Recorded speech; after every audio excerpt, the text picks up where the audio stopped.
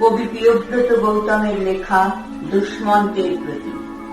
সসৈন্য সারথি সহ রথারূঢ় ধনুর্ধারী ঐশ্বর্য মদান্ত তুমি পুরুষ প্রতীক।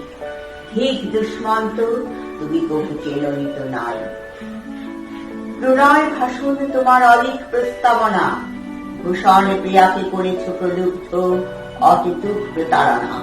তোমার প্রেমে হয় না প্রমাণ অঙ্গুরীয় দানী, তা সত্ত্বেও তুমি অদ্বিতীয় পুরুষের অধিকারী।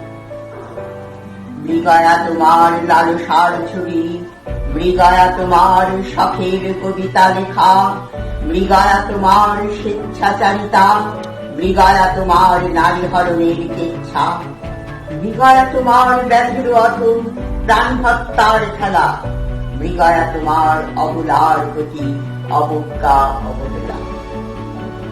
তোমার অভিজ্ঞায় শকুন্তলা গৃহসজ্জার অনিবার্য পুত্তরিকা, কখনো বা লীলাভূমি আসঙ্গ তৃষ্ণার চন্দন বাড়ি। শকুন্তলা ত্রুটিহীনা কর্ম সমাপিকা, শকুন্তলা সৌন্দর্যশীলা কেবলই এক নারী।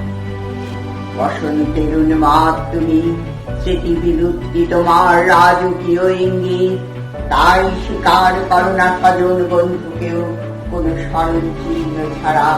তোমারই কারণে অভিশপ্তা পেয়েছি চির দুঃখী।